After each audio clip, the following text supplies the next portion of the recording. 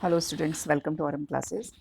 इस चैप्टर में हम स्टार्ट कर रहे हैं measurement of matter, fourth chapter से second video which is concepts of mole onwards.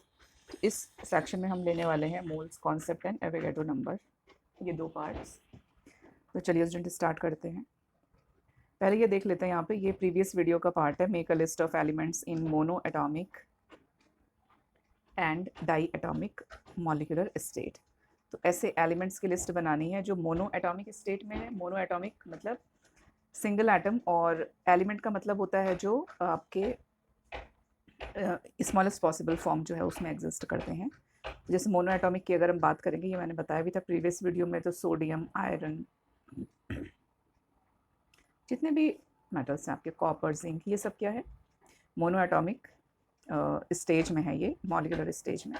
अब डाई एटॉमिक मॉलिक्यूलर स्टेट की अगर हम बात करते हैं, डाई एटॉमिक, दो एटम्स होने चाहिए मॉलिक्यूलर स्टेट में होने चाहिए, और एलिमेंट्स ही होने चाहिए। एलिमेंट्स क्या होते हैं? एलिमेंट्स होते हैं जो खुद को रिपीट करते हैं। मतलब एक ऐसा आपका कंपाउंड, सॉरी, एक ऐसा मॉलिक्यूल जो कि इंडिपेंडेंटली एग्जिस्ट करता है। एच अगर आप कहोगे, अगर आप मोनो एटॉमिक में बस हाइड्रोजन लिखोगे तो हाइड्रोजन अलोन एग्जिस्ट नहीं करता, तो इसको आप एलिमेंट्स ऑफ ये आप मॉलिक्यूलर स्टेट में नहीं रखेंगे। This is not molecule, this is atom. अगर आप हाइड्रोजन को एलिमेंट के फॉर्म में आपको बताना है तो आप लिखेंगे H2, तो ये इसका एलिमेंटल फॉर्म है। ठीक है, एलिमेंटल फॉर्म किससे मिलके बना है? ये दो हाइड्रोजन एटम्स से मिलके बना। दीज आर एटम्स, ये इंडिपेंडेंटली, इनको हम एटम्स कहेंगे जो कि इंडिपेंडेंटली एग्जिस्ट नहीं करते। नहीं रह सकता, वो एटम होता है। डायरेक्टली जो स्मॉलेस्ट यूनिट होती है जो केमिकल रिएक्शंस में पार्टिसिपेट करते हैं, वो एटम्स होते हैं। ठीक है, एलिमेंट जब हम कहेंगे मतलब वो इंडिपेंडेंटली एग्जिस्ट करता है। तो हाइड्रोजन का जो स्मॉलेस्ट और सिंपलेस्ट फॉर्म है which exist independently is H2। समझ रहे हैं? ऐसे सोडियम, आयरन, ये ऐसे एग्जिस्ट करते हैं। तो ये बाकी डिटेल आप हायर क्लासेस में पढ़ेंगे, तो ये लिस्ट आप बना सकते हैं ऐसे। फिर आता है हमारा जो मेन है इम्पॉर्टेंट, वो है कॉन्सेप्ट्स ऑफ मोल। ठीक है, एंड मॉलिक्यूलर मास। तो मोल कॉन्सेप्ट समझने के लिए सबसे पहले इसका बेस है मॉलिक्यूलर मास। तो मॉलिक्यूलर मास हमको समझना है। Molecular mass is simple mass of molecule. आप एक मॉलिक्यूल ले लो, जैसे आपने H2 लिया या Cl2 लिया, चलो H2 ले लेते हैं। तो H2 एक मॉलिक्यूल है, इसका मास क्या होगा? इसका मास होगा एक हाइड्रोजन का मास, जो कि 1 यूनिफाइड मास होता है, इनटू कितने हाइड्रोजन है इसके पास? H2 के पास 2। ये इसका मॉलिक्यूलर मास हो गया 2 यूनिफाइड मास या 2 डाल्टन। ठीक है, तो ये इतना सिंपल है ये। तो this is molecular mass. Definition इसकी है sum of the atomic masses of all the atoms in single molecule. एक मॉलिक्यूल में जितने भी एटम्स होते हैं उन सबका सम किसी सब्सटेंस के। जैसे हमने like atomic mass, molecular mass is also expressed in unit unified mass which is Dalton. तो इसको यू से या डाल्टन से एक्सप्रेस करते हैं। How to deduce the molecular mass of H2O का मास कैसे निकालेंगे, इन्होंने टेबल की हेल्प से बताया है। तो H2O लिखेंगे पहले, फिर आप लिखेंगे कि H2O कितने कॉन्स्टिट्यूएंट एलिमेंट से मिलकर बनता है। ये हाइड्रोजन एंड ऑक्सीजन से मिलकर बनता है। हाइड्रोजन, सिंगल हाइड्रोजन एक एटम का एटॉमिक मास होता है 1, ऑक्सीजन का एटॉमिक मास होता है 16। नंबर ऑफ एटम्स कितने हैं? 2 हैं हाइड्रोजन के वाटर मॉलिक्यूल में, और ऑक्सीजन कितना है? ऑक्सीजन 1 है। तो 2 से इसको इंटू करेंगे, 1 से इसको इंटू करेंगे, क्या मिला हमको? 2 और 16। इन दोनों का क्या? इन दोनों का सम ऐड कर देना है हमको। तो मॉलिक्यूलर मास ऑफ वाटर कितना होगा? 16 होगा। ठीक है, ऐसे ही अभी हम प्रैक्टिस के लिए बहुत सारे मॉलिक्यूलर मास कैलकुलेट करेंगे।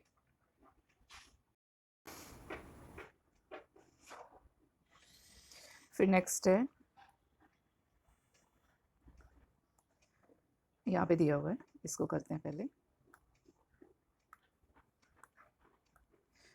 Following are the atomic masses of few elements in Dalton and molecular formula of some compounds. Deduce the molecular mass of those compounds. तो ये एटॉमिक मास दिए हैं, एटलीस्ट इतने लर्न होने चाहिए। हाइड्रोजन का, oxygen का, nitrogen, carbon, potassium, sulphur, calcium, sodium, chlorine, magnesium, aluminium. अब ये इनकी हेल्प से ही मॉलिक्यूलर फार्मूला इसका, और इन सब का हमको एटॉमिक मास निकालना है। तो सबसे पहले हम देखते हैं NaCl का। NaCl में सोडियम का है 23 और Cl का है 35.5। बस इनका सम होगा, इनको ऐड कर देना है दोनों को। तो ये ऐड करके आ गया 58.5 यू। ऐसे हम मैग्नीशियम क्लोराइड का निकालेंगे तो Mg है यहाँ पे 24 प्लस जितना भी टोटल Cl है, तो एक Cl का होता है 35.5, 2 Cl का होगा इंटू 2, इन दोनों को हमको ऐड करना है। तो ये होगा 24 प्लस इन दोनों को मल्टीप्लाई किया आया 71 इज इक्वल टू 4 और 1 5 7 to 95 you and so on. ठीक है, ऐसे कैलकुलेट करते जाना है। जैसे एक और कर लेते हैं, चलो। पोटेशियम नाइट्रेट KNO3, तो KNO3 का आप इसमें देखेंगे K का है 39 प्लस N का है 14, KNO3 O ऑक्सीजन है 16 और कितने ऑक्सीजन है 3 ऑक्सीजन है, तो हमको इसको ऐड कर देना है। तो ये हो जाएगा 39 प्लस 14 प्लस इन दोनों को 16, आपका 16 और ये 16 चीज़ 48। ठीक है, तो इनको ऐड कर देंगे हम 8 और 17 एंड 4 21 का 1 कैरी 2 3 2 5 6 और 1 मिनट, ये है हमारा 8 और 4 12। ठीक है, 12 और 8 20 21 का 1 कैरी 2 3 4 5 6 और 4, हाँ सही है, सही 101। तो ये सब करना है। ये बाकी ये आप खुद से करेंगे, वाटर का खुद से करिए, इसका खुद से करिए, इसका खुद से करिए। जैसे ये सल्फ्यूरिक एसिड बता देती हूँ, H2SO4।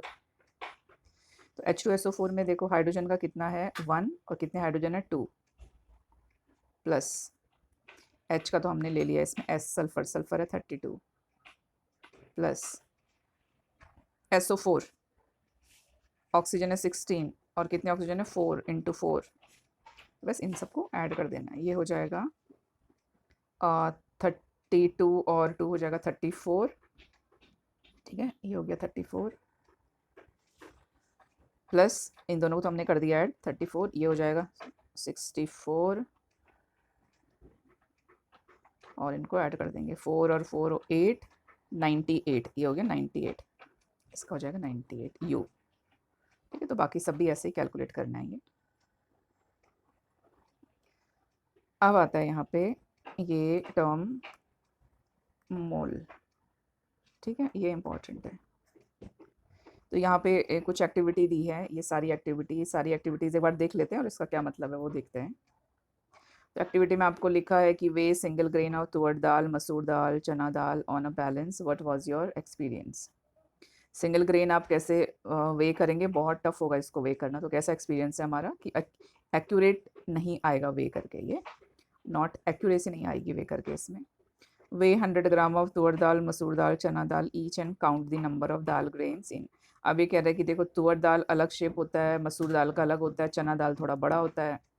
ठीक है, तुअर दाल हुआ हमारा सिंगल फ्लैप, मसूर दाल में 2 फ्लैप आ जाएंगे और ये थोड़ा सा बड़ा हो जाएगा, सपोज इतना बड़ा। तो तीनों के ग्रेन्स में डिफरेंस है। तीनों का अगर हम 10-10 ग्राम लेंगे तो इनके नंबर ऑफ ग्रेन्स कैसे आएंगे, डिफरेंट आएंगे। इसके कम आएंगे, इसके ज़्यादा आएंगे, इसके बहुत ज़्यादा आएंगे। तो तीनों के सेम मास में क्या है, नंबर ऑफ जो इनके पार्टिकल्स हैं वो क्या है, डिफरेंट है। ठीक है, सेम में 10 ग्राम में नंबर ऑफ पार्टिकल्स डिफरेंट है इनके। फिर सेम इसी को वेरीफाई करने के लिए एक और एक्टिविटी है यहाँ पे कि एक लाइन स्केच पेपर पे ड्रॉ करना है। ऊपर करते हैं इसको। एक और एक्टिविटी है। ठीक है, तो एक्टिविटी में आपसे कह रहे हैं कि एक स्केच पेपर में पेंट करना है हमको और by placing pasting dal grains in the sequence, और सेम हमारी जो दाल है वो यूज़ करनी है। Equal number of dal grains चाहिए आपको, मतलब अगर 10-10-10 चाहिए तीनों दाल की ग्रेन्स तो 10-10 पार्टिकल्स ही लेने हमने दाल के, ये आपको कह रहे हैं। You will need equal number कह रहे हैं, 10 लेना है तो चलो 10 ही लेना है, तो 10 ही हमको लेना है पार्टिकल्स। तो अगर एक लाइन ये है, एक अगर ये लाइन ड्रॉ करनी है और 10 पार्टिकल्स लेना है, तो हो सकता है कि जो बड़ा साइज़ का पार्टिकल्स होगा वो 10 यूज़ नहीं होगा, वो 4 पार्टिकल्स से ही काम हो जाएगा। अगर थोड़ा सा छोटा होगा तो उसके पार्टिकल्स मे बी 10 से काम चाहो, बहुत छोटा होगा तो उसके लिए क्या होगा, देखो उसको बहुत सारे मोर देन 10 एक लाइन को ड्रॉ करने के लिए यूज होंगे। तो हाउ, अब ये है से what inference will you draw from the weight of equal number of its different grains, number of its dal grains in equal weight of different dals। तो ये हमको ये पता चला है कि जो साइज ऑफ पार्टिकल होता है, ये अलग अलग साइज है पार्टिकल के, साइज ऑफ पार्टिकल होता है, तो इस साइज का 10 ग्राम में नंबर ऑफ पार्टिकल डिफरेंट होंगे, इसके 10 ग्राम में नंबर ऑफ पार्टिकल्स डिफरेंट होते हैं, इसके 10 ग्राम में नंबर ऑफ पार्टिकल्स डिफरेंट होते हैं, मतलब सेम मास में नंबर ऑफ पार्टिकल्स डिफरेंट होंगे। तो यही हम अप्लाई करते हैं इसके लिए, एटम्स मॉलिक्यूल्स के लिए। तो अलग अलग आयंस, एटम्स और मॉलिक्यूल्स के सेम ग्राम में उनके पार्टिकल्स अलग अलग होंगे, क्योंकि उनके साइज भी अलग अलग होते हैं। जैसे हाइड्रोजन है आपका, तो हाइड्रोजन का अलग साइज होगा, अगर आप H2SO4 लेते हैं एक मॉलिक्यूल, इसका अलग साइज होगा, अगर आप क्लोरोफिल या हीमोग्लोबिन मॉलिक्यूल लेते हैं तो उसका अलग साइज होगा। तो ये अलग अलग साइज होते हैं। तो अब हम देख रहे हैं कि नंबर ऑफ पार्टिकल्स और मास इन ग्राम के बीच रिलेशन है, ठीक है। ये रिलेशन अगर हम सेट कर देते हैं तो हमको ईजी हो जाएगी स्टडी करनी। तो यही रिलेशन सेट करने के लिए एक कॉन्सेप्ट आता है विच इज़ मोल कॉन्सेप्ट, ठीक है, वही हमने पढ़ना है। अब थिंक अबाउट इट, इसके बारे में सोचते हैं कि ये पूछ रहे हैं how much the wheat, jowar, bajra seed is required for sowing 1 acre of land, can these weight be correlated to the number of grains of the respective cereal they contain. तो अगेन इसमें भी यही है कि डिफरेंट आपका, देखो आप एरिया तो एक ही ले रहे हैं तीनों के लिए, ठीक है, तो तीनों के लिए हम एरिया एक ले रहे हैं, लेकिन अगेन तीनों के जो साइज़ और उसका जो क्रॉप बनने के बाद उसका जो साइज़ है और जो सीड का साइज़ है और प्लांट का जो साइज़ होगा उसके अकॉर्डिंग वो फिल करेगा। तो अगेन यहाँ पे क्या होगा, अलग अलग मासेस होंगे उसके साइज़ के बेसिस पे। फिर ये नेक्स्ट पूछ रहे हैं, कैन यू टेल में कि is it possible to weigh number of one molecule using a weighing balance? No। यहाँ पे हम लिखेंगे is it possible to weigh one molecule using a weighing balance? No, it's not possible। Where will the number of molecules be same in equal weights of different substances? तो number of molecules same होंगे क्या? अभी हमने देखा था आगे कि number of molecules be same in equal quantities of different substances? No, same नहीं होंगे number of particle. Equal weight अगर आप लेते हो, अगर आप 10 ग्राम चना दाल ले रहे हो, 10 ग्राम सैंड पार्टिकल्स ले रहे हो, तो इनके क्या होंगे, नंबर ऑफ पार्टिकल्स इनके डिफरेंट होंगे।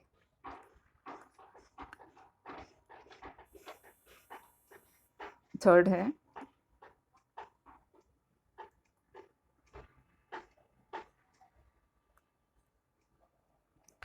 if we want equal number of molecules of different substances, will it work to take equal weights those substances?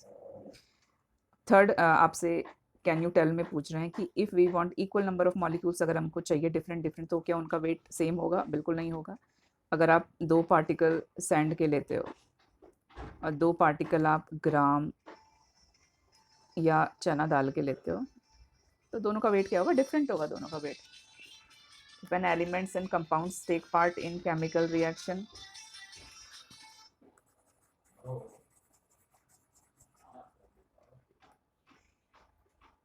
when elements and compounds take part in chemical reactions, it is their atoms and molecules that react with each other, and therefore it is necessary to know the number of their atoms and molecules. However, while carrying out a chemical reaction, it is convenient to measure out quantities, but can be handled instead of counting the numbers of atoms molecules. The concept of mole is useful for this purpose. तो किसी भी chemical reaction में हमको कितना ग्राम कितने ग्राम से react करवाना है, ये सब देखने के लिए मोल कॉन्सेप्ट बहुत यूजफुल होता है। अब मोल, यहाँ से इसका डेफिनेशन होगा कि है क्या मोल, पहले डेफिनेशन से देखते हैं फिर उसके बाद इसका कॉन्सेप्ट देखते हैं। A mole is a quantity of a substance whose mass in gram is equal in magnitude to molecular mass of that substance in Dalton. क्या मतलब है इसका? मतलब ये है कि किसी भी मॉलिक्यूल, किसी भी सब्सटेंस का जब आप मॉलिक्यूलर मास लेते हैं, जैसे हम वाटर का लेते हैं, मॉलिक्यूलर मास अभी हमने सीखा कैलकुलेट करना, दोनों एलिमेंट का सम। तो हाइड्रोजन का एटॉमिक मास है 1, कितने पार्टिकल हैं 2, इसका सम ऑक्सीजन के साथ, ऑक्सीजन है 16, तो टोटल हो गया 18 यू। तो किसी भी सब्सटेंस के मॉलिक्यूल, आयन कुछ भी हो सकता है, वो एलिमेंट, एटम, उसके जो भी मॉलिक्यूलर मास होता है उसका, यूनिफाइड में जो भी उसका मॉलिक्यूलर मास होगा, उसको अगर आप ग्राम, उस सब्सटेंस को अगर आप ग्राम में लिखते हैं, आप 18 ग्राम अगर लिख देते हो तो वो मोल बन जाता है, 1 मोल के इक्विवेलेंट हो जाता है। तो एक 1 मोल तो ऐसे आया, देखा आपने। एक और करते हैं, चलो। For example carbon dioxide, carbon dioxide का मॉलिक्यूलर मास देखते हैं। कार्बन का एटॉमिक मास 12 प्लस ऑक्सीजन के से हमको ऐड करना है। एक ऑक्सीजन का होता है 16, यहाँ पे हैं 2 ऑक्सीजन, तो मल्टीप्लाई करेंगे हम, ये हो जाएगा 12 प्लस 32, कितना हो गया 44 यूनिफाइड मास। अब 44 यूनिफाइड मास को आपने 44 ग्राम अगर आप इसमें पुट करते हैं तो ये इक्विवेलेंट होगा 1 मोल के, ठीक है। नाउ सी कि 1 मोल ऑफ वाटर में कितने ग्राम होंगे, 18 ग्राम। 1 मोल ऑफ कार्बन डाइऑक्साइड में कितने ग्राम होंगे, 44 ग्राम। तो दोनों केसेस में आप देख रहे हो डिफरेंट है। एक और एग्जांपल ले लेते हैं, चलो हाइड्रोजन का। हाइड्रोजन का यूनिफाइड मास कैलकुलेट करेंगे। एक हाइड्रोजन 1, यहाँ पे 2 हाइड्रोजन है तो 2 इज इक्वल टू 2u। अब 2u को आप लिख दो 2 ग्राम, ये भी 1 मोल के इक्वल हो जाएगा। तो now you can see 1 mole of hydrogen gas contains 2 gram of hydrogen, 1 mole of water contains 18 gram of water, 1 mole of carbon dioxide gas contains 44 gram of carbon dioxide, ठीक है। ऐसे रिलेट कर रहे हैं, तो कैसे रिलेट कर रहे हैं एक बार फिर से रिपीट करते हैं। कोई भी आप सब्सटेंस लेंगे, उसका मॉलिक्यूलर मास, यूनिफाइड मास डाल्टन में लेंगे, उसके आगे आपने ग्राम पुट कर देना, जो भी है वो x यूनिफाइड मास आया, उस x के आगे आपने ग्राम अगर आप ऐड करते हो तो वो 1 मोल बन जाता है। यही हमारा मोल है। यहाँ पे लिखा है आपका 1 mole of a compound is the mass of that substance in gram, equal in magnitude to it's molecular mass. फिर नेक्स्ट देखते हैं एवोगैड्रो नंबर। एवोगैड्रो नंबर से पहले थोड़ा सा इसको समझ लेते हैं फिर से एक बार, और ये नोट करेंगे स्टूडेंट। मैं आपको फार्मूला बता देती हूँ मोल्स का रिलेशन, जैसे पीछे दिया है ना यहाँ पे ये वाला। तो ये जो रिलेशन है आपका, मोल्स इज इक्वल टू होता है mass in gram divided by molecular mass. इसको कैसे लिखते हैं, ऐसे लिखते हैं। स्मॉल n मोल को रिप्रेजेंट करता है, स्मॉल n, ठीक है, और स्मॉल m मास इन ग्राम को रिप्रेजेंट करता है जो कि क्वेश्चन में दिया हुआ है, और कैपिटल M मॉलिक्यूलर मास को रिप्रेजेंट करता है, ये वाला मॉलिक्यूलर मास, और ये मास इन ग्राम, ठीक है। ये हमारा यूनिफाइड मास होगा इसका, ये मोल होता है, ठीक है। तो इसमें आपको मोल कैलकुलेट कर लेंगे। ये फार्मूला आपने फिलहाल ये याद रखना है, ये वाला, small n is equal to small m divided by capital M। Small m है, जितना भी ग्राम आपको क्वेश्चन में कहेंगे कैलकुलेट करने के लिए, कैपिटल M होता है जो हम कैलकुलेट कर रहे हैं मॉलिक्यूलर मास। इसको मॉलिक्यूलर मास भी कहते हैं, इसको मोलार मास भी कहते हैं। पूरा कॉन्सेप्ट क्लियर करने के लिए अलग अलग क्वेश्चंस होंगे। नंबर ऑफ पार्टिकल्स के टर्म में भी हम उसको पढ़ते हैं, तो अगर कहीं पे आता है तो मैं आपको, ये नंबर ऑफ पार्टिकल्स हैं कैलकुलेट करने के लिए, इसका भी फार्मूला होता है, वो भी लिख लेंगे। अगर मोल्स हमको नोन है और नंबर ऑफ पार्टिकल्स निकालने, तो नंबर ऑफ पार्टिकल्स को डिनोट करते हैं कैपिटल N से, और ये होता है एवोगैड्रो नंबर। तो number of particles divided by Avogadro number, moles निकल जाएगा। या आपको नंबर ऑफ पार्टिकल्स निकालने हैं, मोल्स दिए हुए हैं तो कैसे निकालेंगे नंबर ऑफ पार्टिकल्स, इतने मोल में कितने पार्टिकल्स होंगे, तो एवोगैड्रो नंबर से मल्टीप्लाई कर देते हैं उसके मोल को। बस ये 2 फार्मूले हैं। आप ऐसे कॉन्सेप्चुअल, ऐसे यूनिटरी मेथड से भी निकाल सकते हो, और डायरेक्ट फार्मूला में पुट करके भी निकाल सकते हैं वैल्यू। फिलहाल इसको नोट करेंगे, जब इस पर बेस्ड क्वेश्चंस करेंगे तो ये समझ में आ जाएगा अच्छे से। तो ये वाला नोट करेंगे और एक ये नोट करेंगे।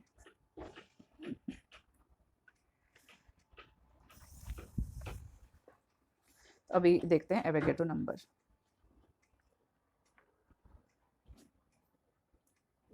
Avogadro number the number of molecules in 1 mole of any substance is constant. ये हमने अभी देखा कि नंबर ऑफ मॉलिक्यूल्स 1 मोल में नंबर ऑफ पार्टिकल्स कांस्टेंट होते हैं। नहीं 1 मोल क्या होता है वो हमने अभी देखा, ये हमको मालूम है। 1 मोल क्या होता है, यूनिफाइड मास में ग्राम ऐड कर दें अगर हम तो मोल बन जाता है। अभी कह रहे हैं कि 1 मोल में सारे पार्टिकल्स जो होते हैं, नंबर ऑफ पार्टिकल्स वो कांस्टेंट रहते हैं, एक ही होते हैं। तो अगर कांस्टेंट रहते हैं तो कांस्टेंट क्या रहते हैं, कांस्टेंट नंबर ऑफ पार्टिकल्स या मॉलिक्यूल्स। पार्टिकल्स हम क्यों कहते हैं इसको, क्योंकि ये कुछ भी हो सकता है, ये आयंस भी हो सकते हैं, ये एटम्स भी हो सकते हैं, ये मॉलिक्यूल्स भी हो सकते हैं, इसलिए हम इसको पार्टिकल कहते हैं। तो 1 मोल में जो नंबर होता है वो सेम होता है, वो नंबर क्या होता है, वो ये नंबर होता है। इसको हम एवोगैड्रो नंबर कहते हैं, इसको हम Na सिंबल से डिनोट करते हैं। तो 6.022 इंटू 10 की पावर 23। अभी फिर से आते हैं यहाँ पे। तो देखो हमने देखा कि हाइड्रोजन का मॉलिक्यूलर मास होता है 18U। अगर इस पर हम ग्राम कहते हो तो ये 1 मोल हो जाता है। और 1 मोल में कितने वाटर के मॉलिक्यूल्स होंगे, ये होते हैं एवोगैड्रो नंबर के बराबर, मतलब 6.022 इंटू 10 की पावर 23 H2O होंगे। ठीक है, फिर से इसमें आते हैं। हाइड्रोजन लिया हमने, तो हाइड्रोजन का यूनिफाइड मास और मॉलिक्यूलर मास निकला 2। इसमें हमने 2 ग्राम, इसमें ग्राम पुट किया तो ये 2 ग्राम इज इक्वल टू हो गया 1 मोल। और 1 मोल में नंबर ऑफ पार्टिकल्स होंगे सेम। तो नंबर ऑफ पार्टिकल्स देखो यहाँ पे हाइड्रोजन के भी सेम है, यहाँ पे वाटर के भी सेम है। रुको, सेम वे हमने कार्बन डाइऑक्साइड का देखा था। तो कार्बन डाइऑक्साइड में हमने मॉलिक्यूलर मास कैलकुलेट करके निकाला 44 यूनिफाइड मास। 44 को हमने ग्राम इसमें पुट किया तो 44 ग्राम इज इक्वल टू 1 मोल। और 1 मोल में कितने नंबर ऑफ CO2 होंगे, इतने होंगे, फिर से एवोगैड्रो नंबर के बराबर। तो कितना भी मॉलिक्यूलर मास इन ग्राम हो वो 1 मोल के ही इक्वल होने वाला है और 1 मोल एवोगैड्रो नंबर के इक्वल होने वाला है। So this is the relation. और यहीं से हम कैलकुलेट करते हैं नंबर ऑफ पार्टिकल्स। तो ये क्वेश्चन जब आएंगे तब हम इस पर दोबारा से आएंगे। तो बस एवोगैड्रो नंबर यही है, यहाँ पे इन्होंने सेम वही एग्जाम्पल से समझाया है। एक बार इसको देख लेते हैं। How many molecules are there in 66 gram of carbon dioxide. ठीक है, कितने मॉलिक्यूल्स हैं। हाँ ये आ गया क्वेश्चन, देखो ये वाला क्वेश्चन आ गया, इसको करके देखते हैं एक बार, 1 मिनट। हाँ तो यहाँ पे इन्होंने दिया है ये क्वेश्चन, इसको हम करके देखते हैं ये 2 फार्मूला यूज़ करके। ठीक है, अलग से करते हैं इसको। यहाँ पे सॉल्व किया है लेकिन हम अपने मेथड से मैं समझाती हूँ। How many molecules are there in 66 gram of carbon dioxide. तो हमको क्या दिया है इसमें, हमसे पूछे हाउ मैनी मॉलिक्यूल्स, मतलब n है, होते हैं नंबर ऑफ पार्टिकल्स। यही पूछा हमसे कि कितने होंगे, नंबर ऑफ पार्टिकल्स कितने होंगे, किसमें मास दिया है 66 ग्राम ऑफ, किसका मास है, कार्बन डाइऑक्साइड का मास है। तो जब कार्बन डाइऑक्साइड का मास दिया है तो मॉलिक्यूलर मास कार्बन डाइऑक्साइड का हम कैलकुलेट कर सकते हैं, कैपिटल M होता है मॉलिक्यूलर मास। तो CO2 का हम कैलकुलेट कर सकते हैं। देखो CO2, एक कार्बन है 12 प्लस 2 ऑक्सीजन होते हैं 16 2 जा 36, 44 ग्राम, सॉरी 44 U डाल्टन। तो नंबर ऑफ पार्टिकल्स कैसे निकालते हैं, नंबर ऑफ पार्टिकल्स निकालते हैं, ये वाला फॉर्मूला था, number of particles moles is equal to number of particles divided by Avogadro number. ठीक है, ऐसा निकालते हैं। तो यहाँ पे हमको ये निकालना है, ये हमको मालूम है एवोगैड्रो नंबर, अभी अभी हमने पढ़ा 6.022 इंटू 10 की पावर 23 एवोगैड्रो नंबर होता है। ठीक, ये मालूम है हमको, ये हमको निकालना है। अभी ये नहीं मालूम तो हम कैसे निकालेंगे, हम निकालेंगे moles is equal to mass in gram divided by molecular mass. तो मास इन ग्राम हमको दिया हुआ है 66 gram, divided by molecular mass हमने कैलकुलेट किया अभी 44। ठीक है, तो इससे निकाल देंगे 22 से डिवाइड कर देंगे, 22 2 जा 44 3 जा 66, 3/2 कितना मोल्स निकला स्टूडेंट, ये निकला 1.5 मोल।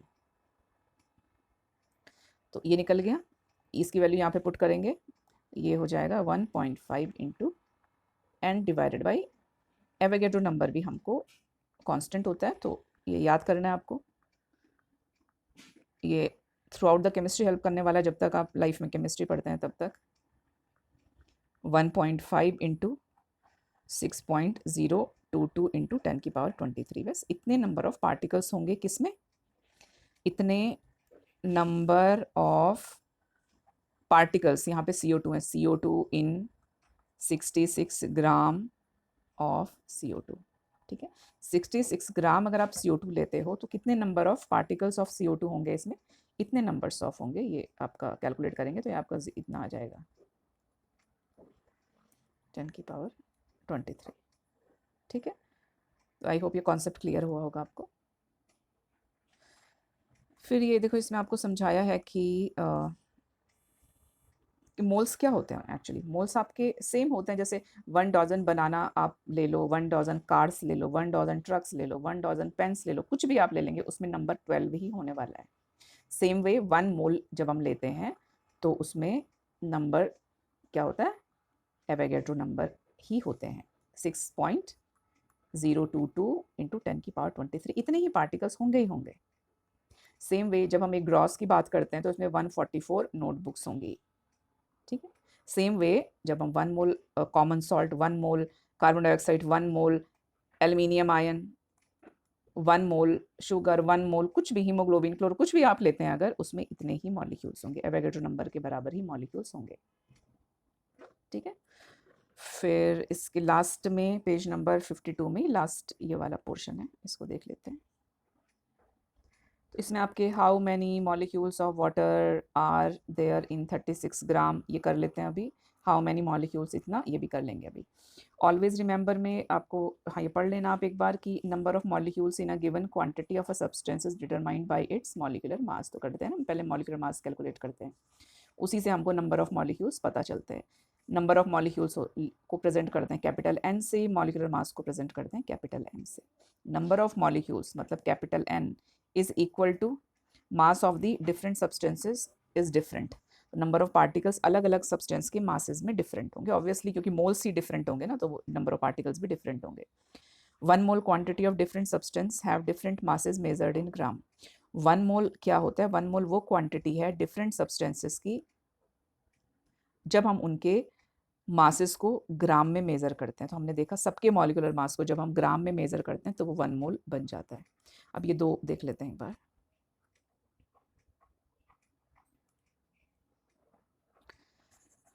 तो फर्स्ट वाले क्वेश्चन से करते, ये आप पीछे जाके पॉज कर लेना और इसको कॉपी कर लेना, या पहले खुद से एक बार प्रैक्टिस करना फिर करना। ये फर्स्ट एग्जाम्पल था हमारा, तो चलिए इसको एक बार देख लेना और नोट कर लेना इसको, फिर प्रैक्टिस करना अपना खुद से।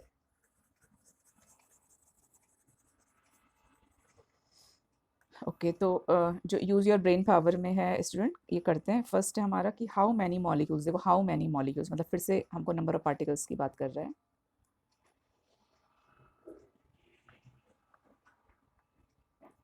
Of water are there in 36 gram, तो एग्जैक्टली वैसे ही है जैसे अभी हमने कार्बन डाइऑक्साइड वाला क्वेश्चन किया था।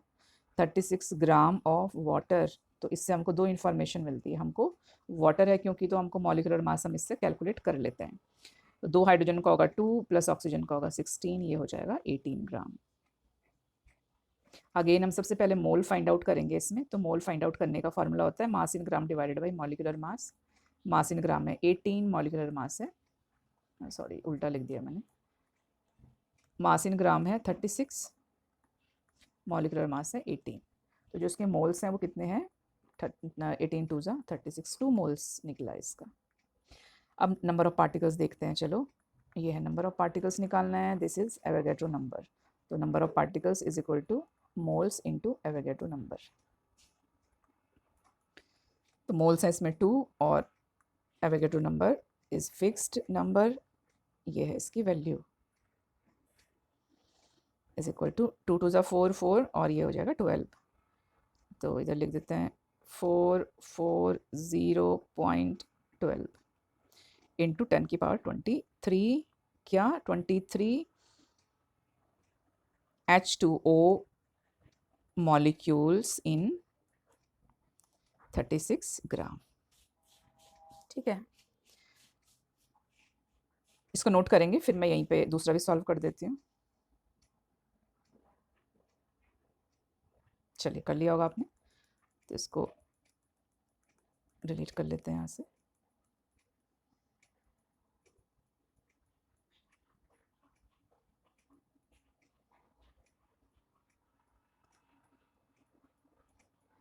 सेकंड क्वेश्चन है, जो सेकंड पार्ट है इसका, हाउ मैनी मॉलिक्यूल्स, देखो फिर से हाउ मैनी पूछा है, मतलब नंबर ऑफ पार्टिकल्स पूछ रहे हैं कितने हैं किसमें, H2SO4 there in 49 gram. Small m दिया है हमको 49 ग्राम ऑफ H2SO4, तो एग्जैक्टली सेम है स्टूडेंट्स, बस हमको यहाँ पे molecular mass of sulphuric acid calculate करना है। तो मॉलिकुलर मास ऑफ H2SO4 हम कैलकुलेट करेंगे और बाकी आप ये खुद से करेंगे। एक हाइड्रोजन 1 एटॉमिक मास होता है, यहाँ पे 2 है तो इंटू 2 कर दिया, प्लस सल्फर होता है 32, ये सब लर्न करना है आपको, ठीक है। ऑक्सीजन, एक ऑक्सीजन 16 है, यहाँ पे 4 ऑक्सीजन है, मल्टीप्लाई कर देना है, तो ये हमारा आ जाएगा 2 + 32 + 64। ऐड कर देंगे 4 5 6 7 8 और 6 और 3 9, 98 U। तो मोल्स निकालेंगे पहले। Moles is equal to mass in gram divided by molecular mass. Mass in gram है स्टूडेंट्स 49, मॉलिकुलर मास निकला हमारा भी 98, ये हो जाएगा हाफ मोल, निकल गया हाफ मोल। अब नंबर ऑफ पार्टिकल्स कैलकुलेट कर दो, formula is, this is the formula,